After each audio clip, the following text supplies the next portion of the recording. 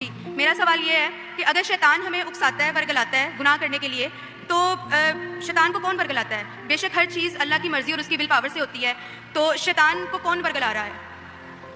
بہن کا سوال ہے کہ ہم کچھ غلط کام کرتے ہیں تو شیطان ہمیں بھڑکاتا ہے، لیکن شیطان کو کون بھڑکاتا ہے؟ آپ قرآن مجید میں پڑھیں گے تو کئی جگہ ذکر ہے ابلیس کے بارے میں، اور تقریباً 7 جگہ قرآن میں لکھا ہے اللہ نے فرمایا اینجل سے، اللہ نے ملائکہ سے فرمایا کہ آپ سجدہ کرو، سب نے سجدہ کیا الا ابلیس۔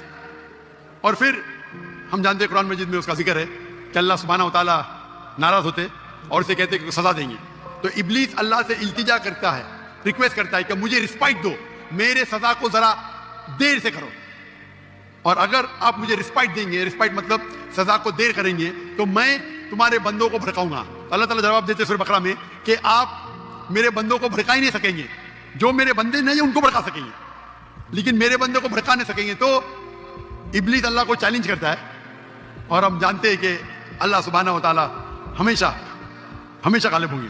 تو اس دنیا میں یہ ٹیسٹ ہے ہمارے لیے امتحان ہے کہ ہم اللہ کی بات مانتے کہ نہیں۔ تو قرآن مجید ہدایت کی کتاب ہے۔ ہمارا سوال ہے کہ ابلیس کو کون بھڑکاتا ہے؟ ابلیس نے اپنے آپ کو بھڑکایا، اس کا غرور تھا۔ ابلیس حالانکہ اللہ کی بہت عبادت کرتا تھا، لیکن اس کو غرور تھا کہ انسان کو مٹی سے بنایا، میں نور سے ہوں، آنکھ سے، اور میں اور عظیم ہوں۔ تو کئی بار ہمارا جو غرور رہتا ہے، ایگو، وہ ہمیں جہنم میں لے کے جاتا ہے۔ تو یہ ابلیس کا ایگو ہے جو اسے بھڑکایا اور وہ اسے جہنم میں لے کے جائے گا۔ ہوپ ڈانس سے کوشچن۔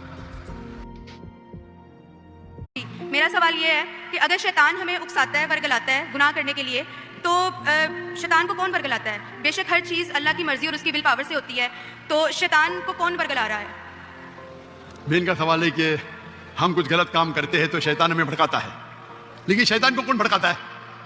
آپ قرآن مجید میں پڑھیں گے تو کئی جگہ ذکر ہے ابلیس کے بارے میں، اور تقریباً 7 جگہ قرآن میں لکھا ہے اللہ نے فرمایا اینجل سے، اللہ نے ملائکہ سے فرمایا کہ آپ سجدہ کرو، سب نے سجدہ کیا الا ابلیس۔